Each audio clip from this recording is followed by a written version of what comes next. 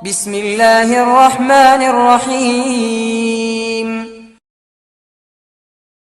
അസ്സലാമു അലൈക്കും വറഹ്മത്തുള്ളാഹി തആല വബറകാതുഹു.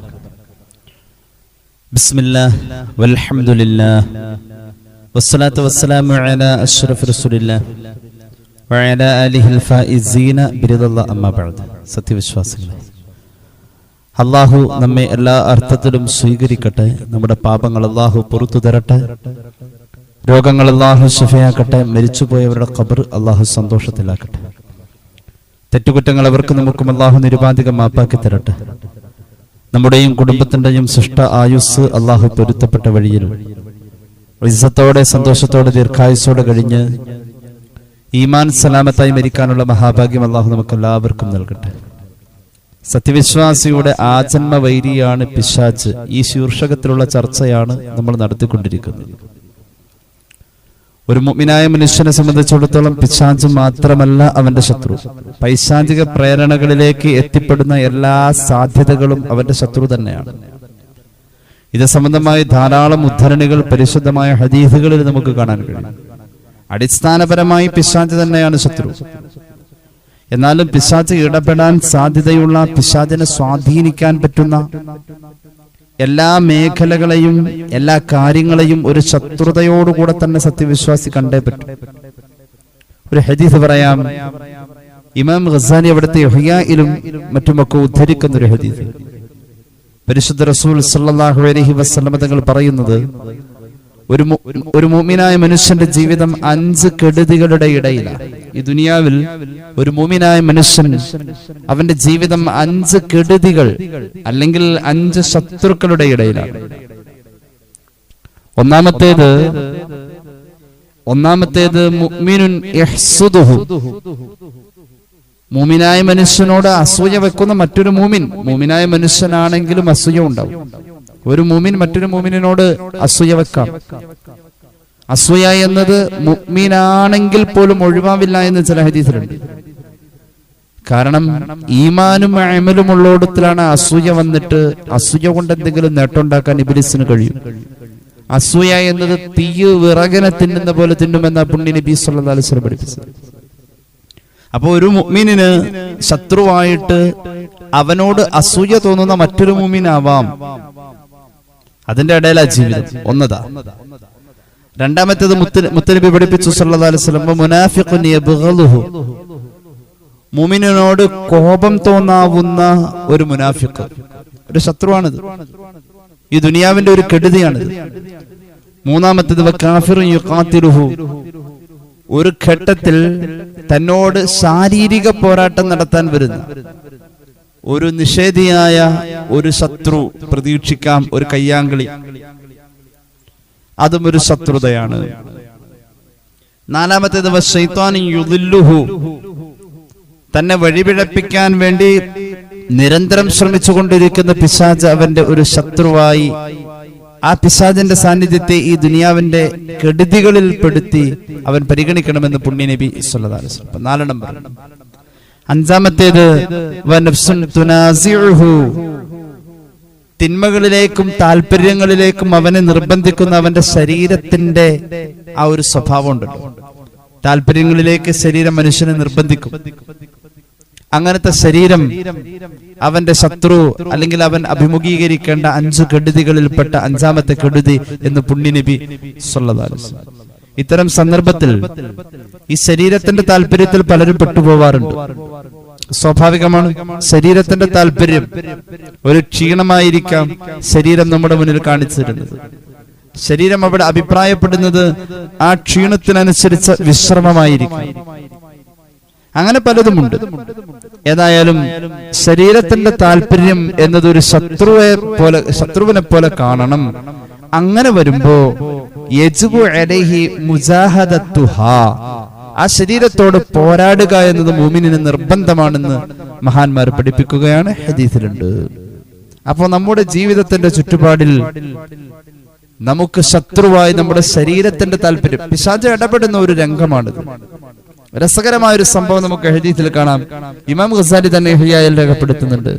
കലീമുല്ലാഹി മൂസാ നബി അലൈഹിസ്സലാത്തു വസ്സലാമിന്റെ ഒരു മജ്ലിസിലേക്ക് ഇബ്ലീസ് കടന്നു വരുന്നുണ്ട്. നല്ല മനോഹരമായ രൂപത്തിൽ. മഹാനായ മൂസ അലൈഹിസ്സലാത്തു വസ്സലാം അവിടുത്തെ ഏതോ ഒരു മജ്ലിസിലിരിക്കുമ്പോൾ ബൈനമാ മൂസ ജാലിസുൻ ഫി ബഅദി മജാലിസിഹി ഇദ് ജാഅഹു ഇബ്ലീസ്. ഇബ്ലീസ് കടന്നു വരാ മൂസാ നബിയുടെ മുന്നിലേക്ക്. ഇബ്ലീസ് അന്ന് വരുമ്പോൾ വഅലൈഹി ബുർനുസുൻ മുതലവ്വിനുൻ, പല നിറത്തിലുള്ള നല്ല രസമുള്ള ഒരുപാട് നിറങ്ങൾ ചാർത്തിയിട്ടുള്ള ഒരു തൊപ്പി ഇബ്ലീസിന്റെ ശിരസിലുണ്ട്. ആ തൊപ്പിയും വെച്ചിട്ടാണ് ഇബ്ലീസ് കടന്നു വരുന്നത്. മൂസാ നബി അലൈഹിസ്സലാത്തു വസ്സലാമിന്റെ മുന്നിലെത്തിയപ്പോ ആ തൊപ്പി അവൻ അഴിച്ച് താഴെ വെച്ചു. എന്നിട്ട് മഹാനായ മൂസാ നബി അലൈഹിസ്സലാത്തു വസ്സലാമിന്റെ മുന്നിലേക്ക് കടന്നു ചെന്ന് ഒരു സലാം പറഞ്ഞു. മൂസാ നബി അലൈഹിസ്സലാത്തു വസ്സലാം ഇത്ര മനോഹരമായ വേഷത്തിൽ വരുന്ന ഇയാളുടെ ചതിയുടെ ലാഞ്ചനകളൊക്കെ മനസ്സിലാക്കിയിട്ടുണ്ടാവും. ചോദിച്ചു, ആരടാ നീ? അയാൾ പറഞ്ഞു, അന ഇബ്ലീസ്, ഞാൻ ഇബ്ലീസാണ്. എന്തിനാ നീ ഇവിടെ വന്നത്? അപ്പൊ അയാൾ പറഞ്ഞു, ജിഅ്തു ലിഉസല്ലിമ അലൈക ലിമകാനിക മിനല്ലാഹി അസ്സ വജല്ല, അങ്ങയുടെ മുന്നിൽ വന്നൊരു അസ്സലാമു അലൈക്കും പറയണമെന്ന് ഓർത്ത് വന്നതാ, അതല്ലാതെ മറ്റൊന്നും എന്റെ ഉള്ളിലില്ല. കാരണം അങ്ങ് അള്ളാഹുവോട് ഏറ്റവും അടുത്ത് നിൽക്കുന്ന റബ്ബിന്റെ പ്രിയപ്പെട്ട ദാസനല്ലേ, അതിന്റെ പേരിൽ അങ്ങയോട് ഒരു സലാം പറയണമെന്ന് ഓർത്ത് മാത്രമേ ഞാൻ വന്നത്, അതിനപ്പുറത്തേക്ക് എന്റെ ഉള്ളിൽ ഉദ്ദേശമൊന്നുമില്ല. മഹാനായ മൂസാ നബി അലൈഹിസ്സലാത്തു വസ്സലാം ചോദിച്ചു, ഫമൽ ബുർനുസുല്ലദീ കാന അലൈക്, എന്താണ് നിന്റെ തലയിൽ ഒരു നല്ല നിറം, പല നിറത്തിലുള്ള മനോഹരമായ ഒരു തൊപ്പി കണ്ടല്ലോ. അപ്പോൾ ഇബ്ലീസ് പറഞ്ഞു, ആ തൊപ്പി എന്നത് എന്റെ ഒരു തന്ത്രമാണ്. ഈ തൊപ്പിയുടെ പല നിറം പോലെ ഈ തൊപ്പി കൊണ്ട് ഞാൻ മനുഷ്യരുടെ മനസ്സുകളെ കീഴടക്കുന്നു എന്ന ഒരു സന്ദേശം അതിലുണ്ട്. പല നിറം തൊപ്പിയിലുള്ള പോലെ പല വിധേനയുള്ള മനസ്സുകളെ ഞാൻ കീഴടക്കി എന്റെ തലയിൽ വെച്ച് കൊണ്ടുപോയി. ഞാൻ ഈ തൊപ്പിയുടെ നിറം ഒരു പ്രതീകവൽക്കരണമാണ്, ഒരു പ്രതീകാത്മകമാണ്. അതുകൊണ്ട് മൂസാ അലൈഹിസ്സലാത്തു വസ്സലാമിന്റെ മുന്നിൽ പറയാം, മനുഷ്യരുടെ മനസ്സ് പല നിറത്തിലാ, പല കോലത്തിലാ. ഞാൻ ഈ തൊപ്പിയുടെ നിറം പോലെ തന്നെ അതിനെ കീഴടക്കും. അതിന്റെ ഒരു പ്രതീകമാണ് തൊപ്പിയിലെ പല നിറങ്ങൾ. അപ്പൊ മൂസാ നബി അലൈഹിസ്സലാത്തു വസ്സലാം ചോദിക്കുന്നുണ്ട്, മദ്ദംബുല്ലദീ ഇദാ അദ്നബ ഇബ്നു ആദം ഇസ്തഹ്വദത അലൈഹി, ആദം സന്തതി തെറ്റ് ചെയ്യുമ്പോൾ നീ അവനെ കീഴടക്കാണല്ലോ, നിനക്ക് എളുപ്പത്തിൽ ഒരു ആദം സന്തതിയെ, ഒരു മനുഷ്യനെ കീഴടക്കാൻ പറ്റുന്ന ആ തെറ്റ് ഏതാണ് എന്ന് ചോദിച്ചു. ഇബ്ലീസിന് ഏറ്റവും വേഗത്തിൽ ഒരാളെ കീഴ്പ്പെടുത്താൻ പറ്റുന്ന ഒരു തെറ്റ് ഏതാണ്? കേട്ടോട്ടോ, ഒരു തെറ്റ്, നമ്മളൊക്കെ അത് തെറ്റാണെന്ന് പോലും തോന്നിയിട്ടില്ല. മഹാനായ മൂസാ അലൈഹിസ്സലാത്തു വസ്സലാമിന്റെ മുന്നിൽ ഇബ്ലീസ് പറയുന്നുണ്ട്, ഇദാ അഅജബതുഹു നഫ്സുഹു വസ്തക്സറ അമലുഹു, ഒരാൾക്ക് സ്വയം തോന്നാണ്, തരക്കേടില്ല, ഞാൻ കൊള്ളാം. എങ്ങനെ? ഞാനിപ്പോ അങ്ങനെ വലിയ തെറ്റുകുറ്റങ്ങളൊന്നും ചെയ്യുന്നില്ല, ഇപ്പൊ മര്യാദക്കാ ജീവിക്കുന്നത്, തരക്കേടില്ല, ഞാൻ അവരെ പോലെ ഒന്നുമല്ലല്ലോ, ഞാനിപ്പോ പള്ളിയിൽ ജമാഅത്തായിട്ട് നിസ്കരിക്കാൻ പോകുന്നുണ്ട്, ഞാൻ റമദാനിൽ നോമ്പൊടിക്കുന്നുണ്ട്, അല്ലെങ്കിൽ ഇങ്ങനെ ധാരാളം സൽക്കർമ്മങ്ങളെ കുറിച്ച് എനിക്ക് ചെയ്യാൻ കഴിയുന്നു എന്ന ഒരു സന്തോഷം ഒരു മനുഷ്യന്റെ മനസ്സ് അങ്ങോട്ട് തോന്നിപ്പിക്കുക, ശരീരം അത് ആസ്വദിക്കുക. ഞാൻ തരക്കേടില്ല എന്നൊരു തോന്നൽ. അങ്ങനെ വരുന്ന മനുഷ്യനെയാണ് ഞാൻ കീഴ്പ്പെടുത്താം. ഏറ്റവും എളുപ്പം അവൻ ഇപ്പൊ വിചാരിച്ചത് അവൻ തരക്കേടില്ല, നല്ല ആളാണ് എന്ന് തോന്നുന്ന നേരത്തെ അവന്റെ അമല് കൂടും. കാരണം ഞാൻ കൂടുതൽ നല്ലവനാണ്, ഞാൻ തരക്കേടില്ല. ഇവന്റെ ഉദ്ദേശം മുഴുവനും ഇവൻ ചെയ്യുന്നതൊക്കെ അള്ളാഹ് സ്വീകരിക്കണ്ടെന്നാ. അള്ളാഹുവിന്റെ ഔദാര്യമല്ലേ സ്വീകരിക്കല്. ഇബ്ലീസ് പറയാണ്, അങ്ങനെയുള്ള ആള് അവന്റെ കഴിഞ്ഞ കാലങ്ങളിൽ ചെയ്ത പാപങ്ങളെ കുറിച്ച് ഓർക്കാൻ ഇഷ്ടപ്പെടുന്നില്ല. എന്തേ? അവന്റെ മനസ്സ് പറയുന്നത് ഇപ്പൊ ഞാൻ തരക്കേടില്ല എന്നാ. പിന്നെ പാപത്തെ കുറിച്ച് ഓർക്കണം എങ്ങനെയാ? ഇപ്പൊ ചെയ്യുന്ന അമലുകളെ കുറിച്ച് അവൻ വലിയ സന്തോഷത്തിൽ. ഇങ്ങനെയുള്ള ആളെ കീഴടക്കാൻ എനിക്ക് എളുപ്പമാണ് നബിയേ എന്ന് ഇബ്ലീസ് പറയുകയാണ്. നമ്മൾ അങ്ങനെയല്ലേ? അൽഹംദുലില്ലാഹ് 10 രൂപ സദഖ ചെയ്യാൻ കഴിഞ്ഞ, എന്നെ കൊണ്ട് ഇത്രയും പറ്റിയിട്ടോ, അതൊരു നന്ദിയോടുകൂടെ ഓർക്കൽ മാത്രമല്ല കേട്ടോ, ഞാൻ തരക്കേടില്ല എന്ന് സ്വന്തത്തെ കുറിച്ചുള്ള അമിതമായ ആത്മവിശ്വാസം. സ്വന്തത്തെ കുറിച്ചുള്ള അമിതമായ ആത്മവിശ്വാസം അപകടമാണ്. ഇബ്ലീസ് എത്ര ചെറിയ 4 വിടവിലൂടെയും അവൻ കയറും. ഒരു മനുഷ്യന്റെ ചിന്തയിൽ ഇബ്ലീസ് കയറാം. ചിന്തിച്ചിട്ടുണ്ടോ? അള്ളാഹുവിന്റെ ഖുർആനിന്റെ ഇങ്ങേ അറ്റത്ത് എത്തുമ്പോൾ പിശാചിന്റെ ഇത്തരത്തിലുള്ള തോന്നിക്കലുകളിൽ നിന്നും കാവൽ തേടിയിട്ട് മുസഹഫ് അടച്ചു വെക്കാം. അള്ളാഹിനെ കുറിച്ചുള്ള ഓർമ്മ വരുമ്പോ ഇബ്ലീസ് ഓടും. ബിസ്മില്ലാഹിർ റഹ്മാനിർ റഹീം ഖുൽ അഊദു ബിറബ്ബിൻ നാസ് മലിക്കിൻ നാസ് ഇലാഹിൻ നാസ് മിൻ ശർരിൽ വസ്വാസിൽ ഖന്നാസ് الذي يوسوس في صدور الناس من الجنة والناس. മനുഷ്യന്റെ മനസ്സ് കീഴടക്കാൻ ഇബ്ലീസ് 24 മണിക്കൂറും ഇങ്ങനെ ശ്രമിച്ചുകൊണ്ടിരിക്കുക. നമ്മൾ കഴിഞ്ഞ ക്ലാസ്സിൽ പറഞ്ഞു അവന്റെ ജോലി ഈ ഖൽബിന്റെ തസ്കിയത്ത് കളയലാണ്. കേട്ടോളൂ, ഖുർആൻ അഭയം തേടുകയാം. ജനങ്ങളുടെ റബ്ബിനോട് ഞാൻ അഭയം തേടുന്നു. മലിക്കിൻ നാസ്, സൃഷ്ടികളുടെ യജമാനനായ അല്ലാഹുവോട് ഞാൻ അഭയം തേടുന്നു. സൃഷ്ടികളുടെ ആരാധ്യനായ അല്ലാഹുവോട് ഞാൻ അഭയം തേടുന്നു. എന്തിൽ നിന്നും? മിൻ ശർരിൽ വസ്വാസിൽ ഖന്നാസ്. അല്ലാഹു എന്ന തോന്നലോ പറയലോ, അല്ലാ എന്ന വാക്ക് കേട്ടാലോ ഓടിപ്പോകുന്ന ഒരു പിശാചുണ്ട്, ഖന്നാസ്. പിശാചിന്റെ ഒരു പ്രത്യേകത അല്ലാ എന്ന വാക്ക് കേട്ട ഓടും. അങ്ങനത്തെ പിശാചിന്റെ ദുർബോധനങ്ങളിൽ നിന്നും ഞാൻ കാവൽ തേടുന്നു. അല്ലദീ യുവസ്വിസു ഫീ സുദൂരിൻ നാസ്, ജനങ്ങളുടെ ഹൃദയത്തിൽ അവൻ ആശയക്കുഴപ്പങ്ങൾ ഉണ്ടാക്കിക്കൊണ്ടിരിക്കുകയാണ്.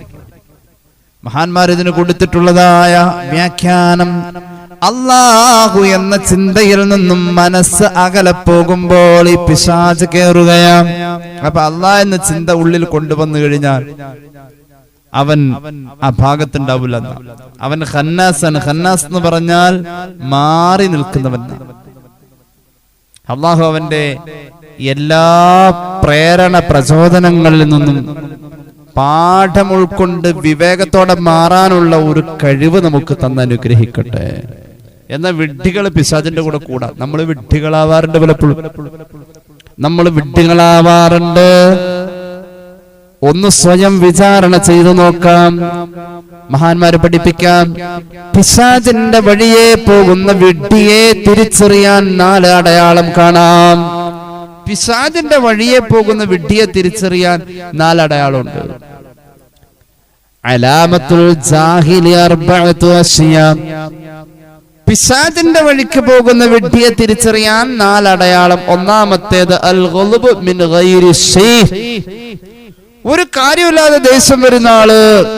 അല്ലാഹു കാത്തുരക്ഷിക്കട്ടെ. ഒരു കാര്യവുമില്ലാതെ വേഗം ദേഷ്യപ്പെടുന്നവൻ, വേഗം കോപിക്കുന്നവൻ, അവൻ പിശാച് പെട്ടെന്ന് അവനെ കൈകാര്യം ചെയ്യും. അവൻ പിശാചിന്റെ പിന്നാലെ കൂടുന്ന വിഡ്ഢിയാണ്. രണ്ടാമത്തെ അടയാളം ഇത്തിബാഉൻ നഫ്സി ഫിൽ ബാത്തിൽ, യാതൊരുവിധ ഗുണവുമില്ലാത്ത കാര്യത്തിൽ ശരീരത്തിന്റെ താല്പര്യത്തിന്റെ പിന്നാലെ പോകുന്നവർ. ശരീരം ആഗ്രഹിക്കുകയാണ്, ഇപ്പൊ ഒരു കാര്യമില്ല, ഒരു ദാഹോല വിശപ്പില്ല, ഇന്നൊരു സോഡ കുടിക്കാം, ദാഹോല വിശപ്പില്ല, ആവശ്യമില്ല, എന്നെന്ത് ചെയ്യാം, ഒന്ന് വെറുതെ അങ്ങോട്ടും ഇങ്ങോട്ട് പോവാ, അതിൽ കുറെ പൈസ ചെലവാക്കാം. ഒരു ആവശ്യമുള്ള കാര്യമൊന്നുമില്ല കേട്ടോ. ആവശ്യമില്ലാത്ത കാര്യത്തിലേക്ക് താല്പര്യം കാണിക്കുന്ന ശരീരത്തിന്റെ പിന്നാലെ പോകുന്നവനെ നീ വിഡ്ഢിയാ. വിഡ്ഢിയുടെ അടയാളം.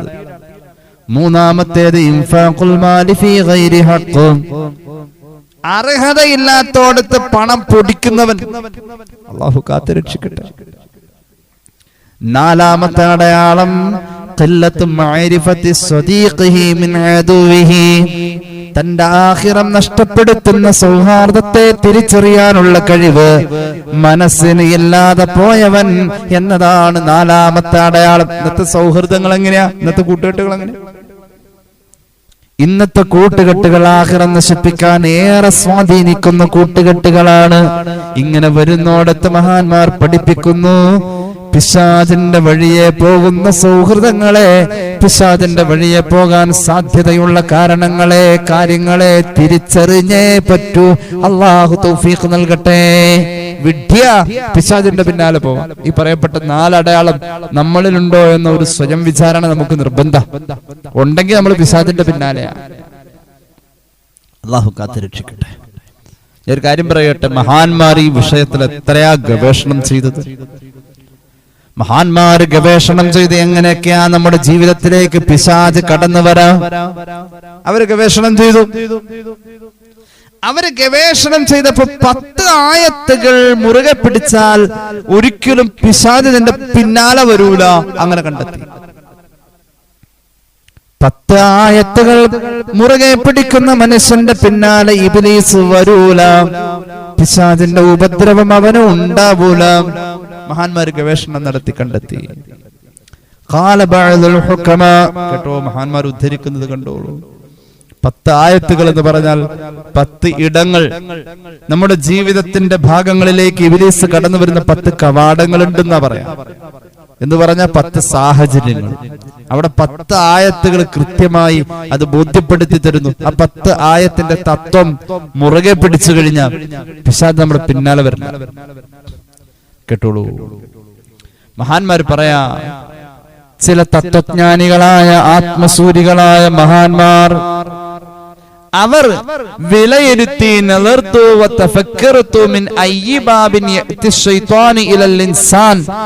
ഒരു മനുഷ്യനെ ചീത്തയാക്കാൻ പിശാച് വരുന്ന കവാടങ്ങൾ ഏതാണെന്ന്. ഇങ്ങനെ കവാടം എന്ന് പറഞ്ഞാൽ മരപ്പലക കൊണ്ടോ അല്ലെങ്കിൽ പ്ലൈവുഡ് കൊണ്ടോ ഉണ്ടാക്കിയ കവാടല്ലാട്ടോ, സാഹചര്യം. ഒരു മനുഷ്യൻ ചീത്തയാവാനുള്ള സാഹചര്യം എന്ത് എന്നതിനെ കുറിച്ച് ഞാൻ ആലോചിച്ചപ്പോൾ എനിക്ക് മനസ്സിലായി,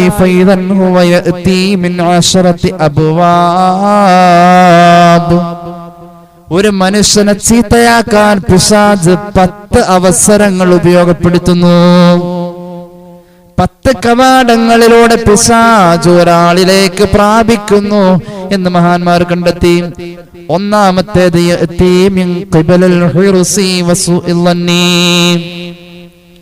മോശമായ സങ്കല്പങ്ങളും ആർത്തിയും ഒരു മനുഷ്യനിലുണ്ടെങ്കിൽ പിശാച് ആ വഴി കയറി അവന്റെ അടുത്ത് കൂടിയിട്ടുണ്ട്.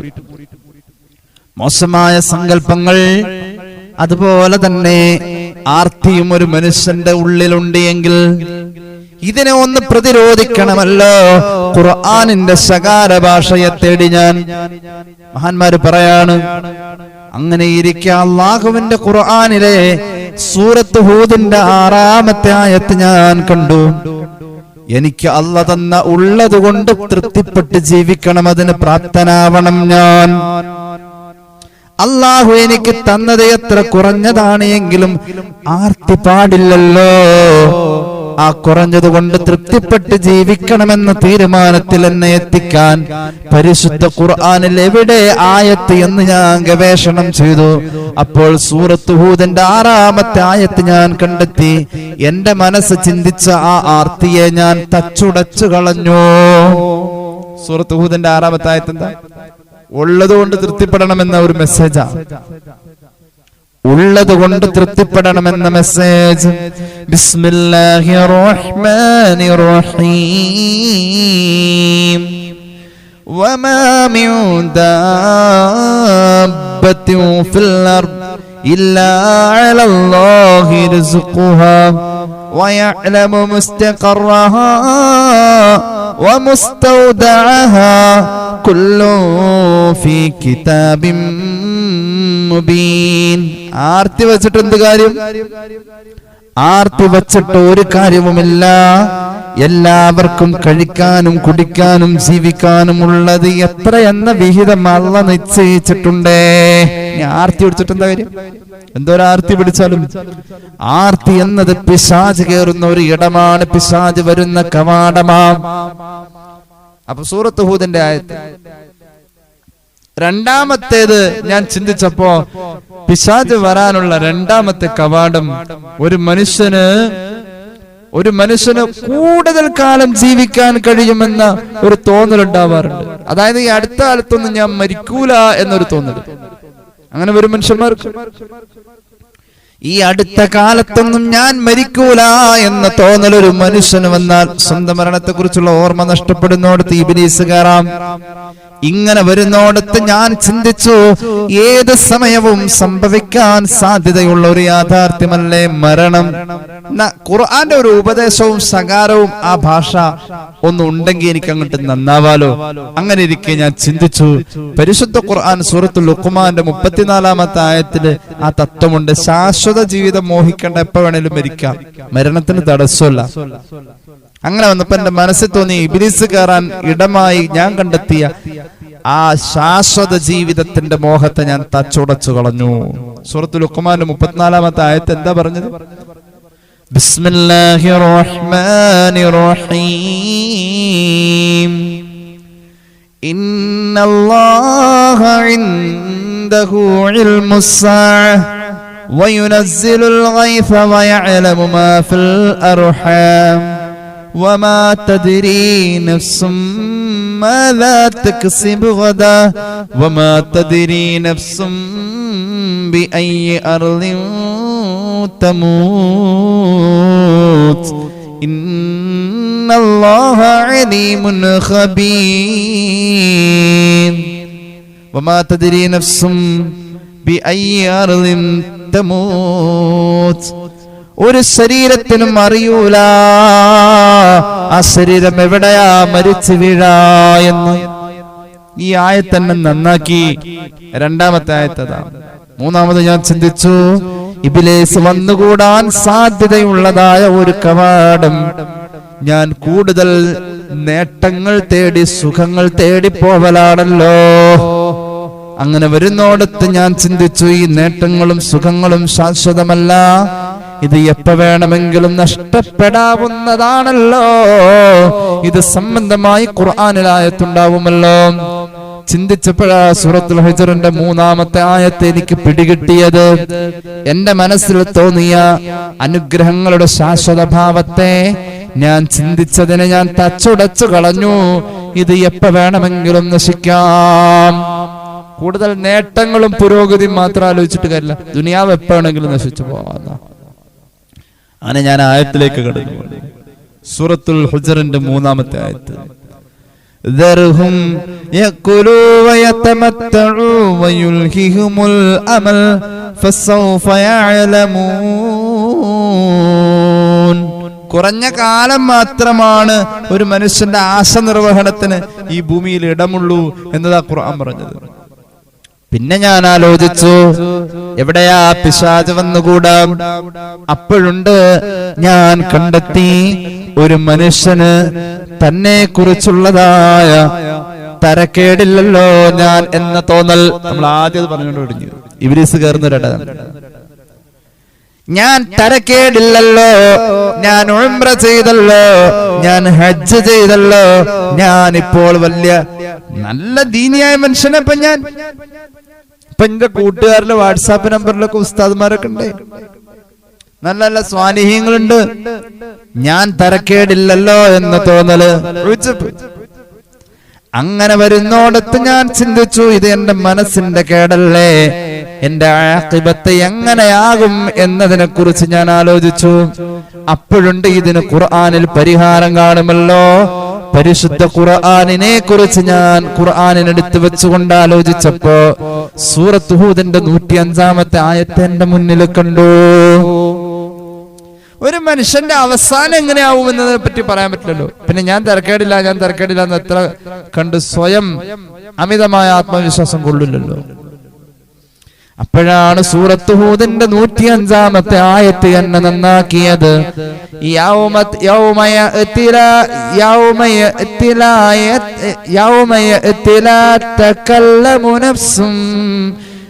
يوم يأتي لا تكلم نفس إلا بإذنه فمنهم شقي وسعيد. ഒരു ശരീരത്തിനും അന്നത്തെ ദിവസം അല്ലാഹു അനുവദിച്ചതല്ലാത്ത മറ്റൊന്നും പറയാനും ഉരയാടാനും കഴിയാത്ത ഒരു സമയം. അവിടെയുണ്ട് വിജയിക്കുന്നവനും പരാജയപ്പെടുന്നവനും. ഞാൻ വിജയിക്കുന്നവനോ ഞാൻ പരാജയപ്പെടുന്നവനോ? ഇത് ഞാനിത് ആലോചിച്ചു. എന്നെ നന്നാക്കാൻ അത് മതി. പിശാച് കേറി വരാൻ സാധ്യതയുള്ള ഒരിടമാണ്. അഞ്ചാമത് ഞാൻ കണ്ടെത്തി പിശാച് കടന്നു വരുന്ന കവാടം മിംബാബിൽ ഇസ്തിഖ്ഫാഫി ബിൽ ഇഖ്വാൻ വഖില്ലത്തി ഹുർമതിഹിം ഫഖാബൽതുഹു ബിമഅരിഫതി ഹഖ്ഖിഹിം വഹുർമതിഹിം. മറ്റുള്ളവരെ ചെറുതായി കാണുന്ന ഒരു സ്വഭാവം എനിക്കുണ്ടെങ്കിൽ അതിനർത്ഥം അവിടെ ഇബ്ലീസ് കയറുന്നു. മറ്റുള്ളവരുടെ വ്യക്തിത്വത്തിനൊരു പവിത്രതയുണ്ട്. അങ്ങനെ വരുന്നോടത്ത് ആ വ്യക്തിത്വത്തെ ഞാൻ ചെറുതായി കാണാ, ഇസ്സത്ത് കുറച്ച് കാണാ. എനിക്ക് മാത്രമേ ഉള്ളത്, മറ്റുള്ളവർക്കില്ല. അവർക്കൊന്നും ഒരു അഭിമാനമില്ല എന്നൊരു തോന്നില്ല. ഞാൻ വലിയ ആളാണ്.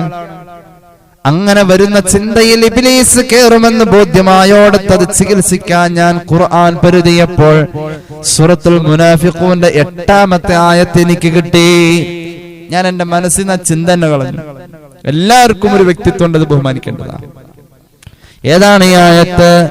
യഖൂലൂൻ ലഇൻ റജഅനാ ഇലൽ മദീന ലയുഖ്രിജന്നൽ അഅസ്സു മിൻഹൽ അദൽ വലില്ലാഹിൽ ഇസ്സത്തു വലിറസൂലിഹി വലിൽ മുഅ്മിനീന വലാകിന്നൽ മുനാഫിഖീന ലാ യഅലമൂൻ.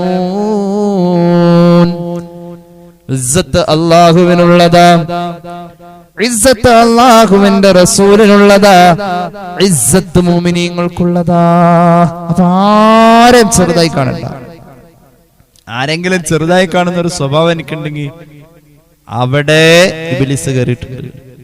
ഈ ആയത്ത് എന്നെ നന്നാക്കി. മഹാൻ പറയാണ്, പിന്നെ ഞാൻ നോക്കിയപ്പോ ഇബ്ലീസ് കയറി വരാൻ സാധ്യതയുള്ള ഒരു ഇടം എന്നത് അസൂയയാണ്. അസൂയ ഉണ്ടെങ്കിൽ ഒരാൾക്ക് കൊടുക്കാനുള്ളോടത്ത് നമ്മൾ കൊടുക്കൽ ഇത്തിരി കുറയ്ക്കും. അവനോട് ഇത്തിരി അസൂയയും കുശുമ്പുണ്ടെങ്കിൽ അയാൾക്കെല്ലാം കിട്ടാൻ എവിടെയെങ്കിലും ചാൻസ് ഉണ്ടെങ്കിൽ നമ്മളാൽ അത് മുടക്കുകയും ചെയ്യും. അപ്പൊ അസൂയുള്ളോടത്ത് ഇബ്ലീസ് കയറും. ഇങ്ങനെയുള്ളോടത്ത് ഞാൻ ചിന്തിച്ചു, അള്ളാന്റെ കയ്യിൽ എത്ര ഉള്ളത്, അവൻ അവന്റെ അടിമയ്ക്ക് എത്രയാ കൊടുക്കാം? അവിടെ അള്ളാഹു ഇങ്ങനെ അസൂയയുടെ പേര് വെച്ചിട്ട് ഓഹരി ചെയ്യുന്നിടത്ത് കുറവ് വരുത്തിയില്ലല്ലോ. എന്റെ കയ്യിലെങ്ങാനുമാണ് അള്ളാഹു തന്നിരുന്നെങ്കിൽ കൊടുക്കാൻ പറഞ്ഞ് ഏൽപ്പിച്ചെങ്കിൽ ഞാനെങ്ങാനും അത് കുറച്ചേ കൊടുക്കൂ. അസൂയ എനിക്ക് ഇഷ്ടമില്ലാത്ത ആളുകൾക്ക് ഞാൻ കൊടുക്കൂല. ഒരു അസൂയയുടെ ഒരു ഇഷ്ടക്കുറവ് വരലുണ്ട്. ഞാനിത് ചികിത്സിക്കാൻ പരിശുദ്ധ ഖുർആന്റെ സൂറത്ത് സുഖ്റുഫിന്റെ 32-ാമത്തെ ആയത്ത് കണ്ടെത്തി. അള്ളയല്ലേ കൊടുക്കുന്നത്, പിന്നെന്തിനാ ഞാൻ അസൂയപ്പെടുന്നത്?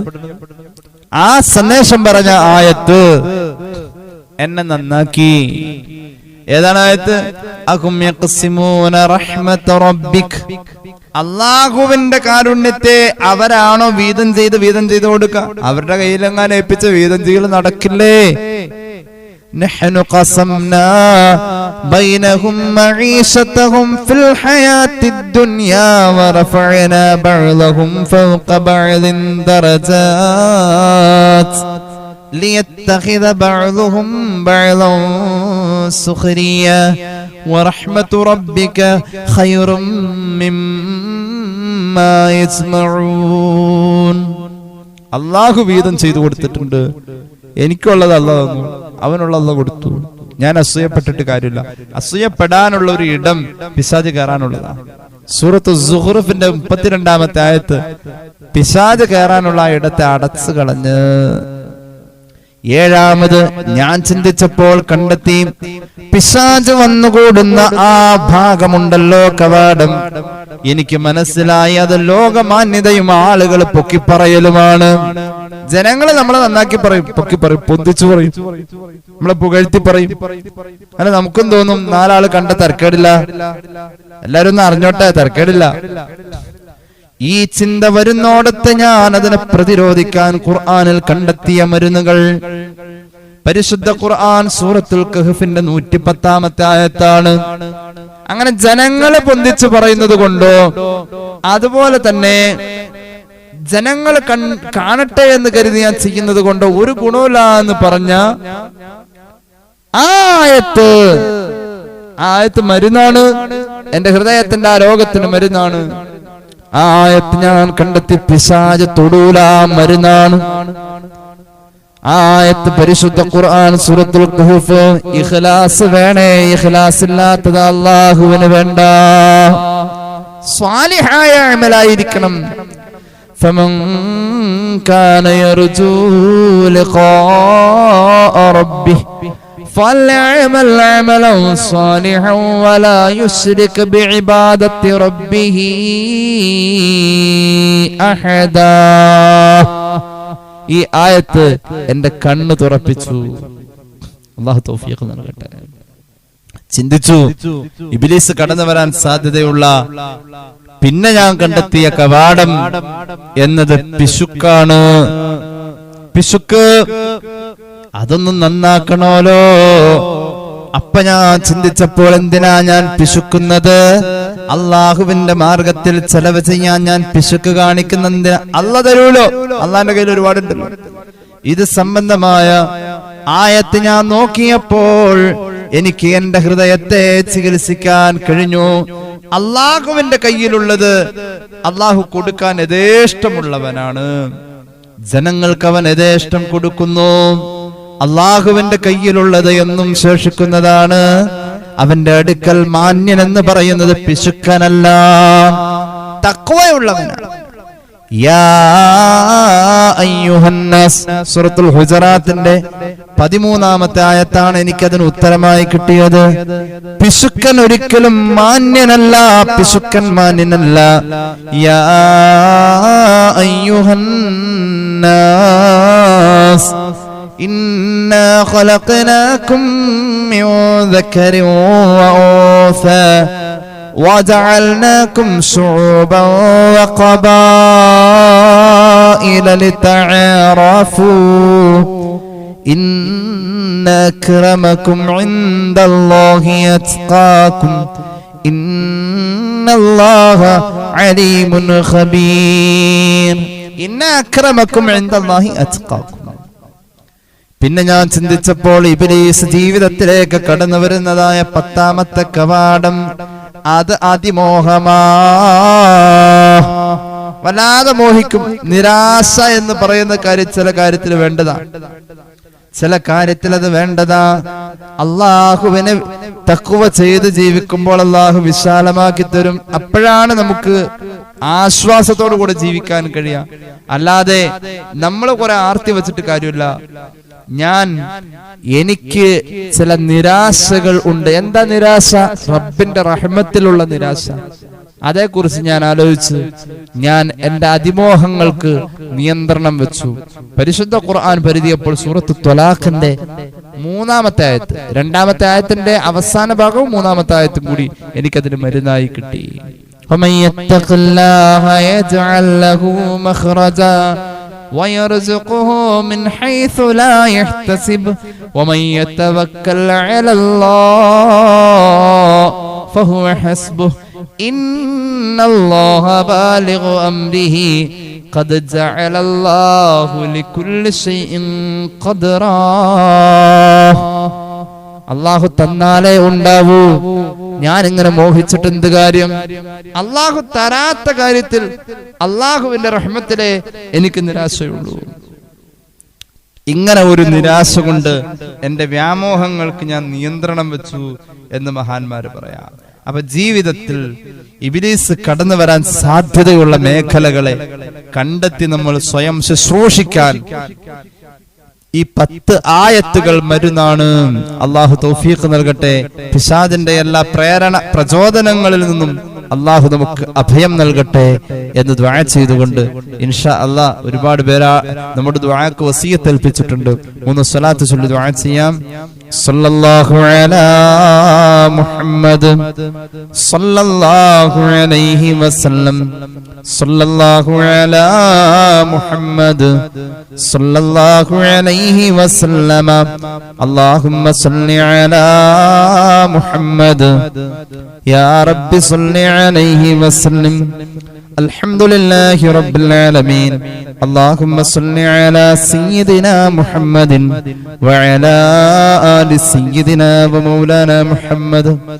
അല്ലാഹുവേ നീ സ്വീകരിക്കണേ തമ്പുരാനെ പാപങ്ങൾ പൊറുക്കണേ അല്ലാ, രോഗങ്ങൾ ശിഫയാക്കുക അല്ലാ. ഒരുപാട് പേര് ദുആ വസിയത്ത് ഏൽപ്പിച്ചിട്ടുണ്ട്. ഈ സദസ്സിൽ ഈ മജ്ലിസിൽ പങ്കെടുക്കുന്നവരുണ്ട്. എല്ലാവരുടെയും ഹലാലായ മുറാദ് ഹാസിലാക്കണേ അല്ലാ. അല്ലാഹുവേ, ഈ പരിപാടി കണ്ടുകൊണ്ടിരിക്കുന്നവരിൽ ബറക്കത്ത് കൊടുക്കണേ അല്ലാ. മകളുടെ വിവാഹം മുടങ്ങുന്നു, നല്ലൊരു വിവാഹ ബന്ധം കിട്ടാൻ വേണ്ടി പ്രത്യേകം ദുആ ചെയ്യണേ എന്ന് പറഞ്ഞു കുടുംബം ഏൽപ്പിച്ചിട്ടുണ്ട്. അല്ലാഹുവേ, ആ പെൺകുട്ടിക്ക് നല്ലൊരു വിവാഹ ആലോചന നീ എത്തിച്ചു കൊടുക്കണേ അല്ലാ. കൂട്ടത്തിൽ ഞങ്ങളുടെ കൂടെ വിവാഹപ്രായമായ പലരുമുണ്ട്, അവർക്ക് അനുയോജ്യമായ ബന്ധങ്ങളെ അടുപ്പിക്കണേ അല്ലാ. അല്ലാഹുവേ, ഈ പരിപാടി സ്ഥിരമായി കാണുന്ന തമിഴ്നാട്ടിലുള്ള ഒരു കുടുംബം പ്രത്യേകം ദുആ ചെയ്യാൻ ഏൽപ്പിച്ചു. അവരുടെ മക്കളുടെ പഠനം, അതുപോലെ തന്നെ അവരുടെ തൊഴിലിലും മറ്റുമുള്ള ബറക്കത്ത് അല്ലാഹുവേ നീ നസീബാക്കണേ അല്ലാ. അല്ലാഹുവേ, നീ ബറക്കത്ത് ഏറ്റിക്കൊടുക്കണേ അല്ലാ. അവരുടെ കുടുംബത്തിലും ഞങ്ങളുടെ കുടുംബത്തിലും കുടുംബക്കാരിലുമൊക്കെ നീ ഐശ്വര്യം നൽകണേ അല്ലാ. ഞങ്ങളുടെ കൂട്ടത്തിൽ വീടില്ലാത്തവരുണ്ട്, റബ്ബേ നീ വീട് കൊടുക്കണേ അല്ലാ. അല്ലാഹുവേ റബ്ബേ, കടബാധ്യതയിൽ മുങ്ങിക്കുളിക്കുന്നവരുണ്ട്, കടങ്ങൾ നീ വീട്ടി കൊടുക്കണേ അല്ലാ. ഹജ്ജിനും ഉംറക്കും ശ്രമിക്കുന്നവരുണ്ട്, ഹജ്ജ് ഫർളായവരുണ്ട്, നിർവഹിക്കാനുള്ള മഹാഭാഗ്യം കൊടുക്കണേ അല്ലാ. അപകടത്തിൽപ്പെട്ട പലർക്കും വേണ്ടി ദുആ ചെയ്യാൻ ഏൽപ്പിച്ചിട്ടുണ്ട്, റബ്ബേ നീ കരകയറ്റണേ അല്ലാ. അപകടങ്ങൾ, അപകട മരണങ്ങളിൽ നിന്ന് ഞങ്ങളെ എല്ലാവരെയും നീ കാക്കണേ അല്ലാ. പടച്ച റബ്ബേ, മാരക രോഗങ്ങളെ തൊട്ട് കാക്കണേ അല്ലാ. സിഹറിൽ നിന്ന് കാവൽ തരണേ അല്ലാ. കണ്ണേറിൽ നിന്ന് കാവൽ തരണേ അല്ലാ. ഞങ്ങളുടെ വാഹനങ്ങൾ, സ്ഥാപനങ്ങളെല്ലാം നീ ഐശ്വര്യത്തിലും നിന്റെ കാവലിലുമാക്കണേ അല്ലാ. അവസാനം നന്നായി മരിക്കാനുള്ള മഹാഭാഗ്യം നീ തരണേ അല്ലാ. അല്ലാഹുവേ, ഞങ്ങളിൽ നിന്നും മരിച്ചവരുടെ ഖബർ നീ വിശാലമാക്കണേ അല്ലാ. തെറ്റുകുറ്റങ്ങൾ അവർക്കും ഞങ്ങൾക്കും നീ മാപ്പാക്കണേ റഹ്മാനേ. റബ്ബനാ റഹംഹും കമാ റബ്ബൗനാ സഗാറാ ബിഫദ്ലി സല്ലല്ലാഹു അലാ മുഹമ്മദ് സല്ലല്ലാഹു അലൈഹി വസല്ലം. സല്ലല്ലാഹു അലാ മുഹമ്മദ് സല്ലല്ലാഹു അലൈഹി വസല്ലം. അല്ലാഹുമ്മ സല്ലി അലാ മുഹമ്മദ് യാ റബ്ബി സല്ലി അലൈഹി വസല്ലം. അസ്സലാമു അലൈക്കും വറഹ്മത്തുള്ളാഹി വബറകാതുഹു.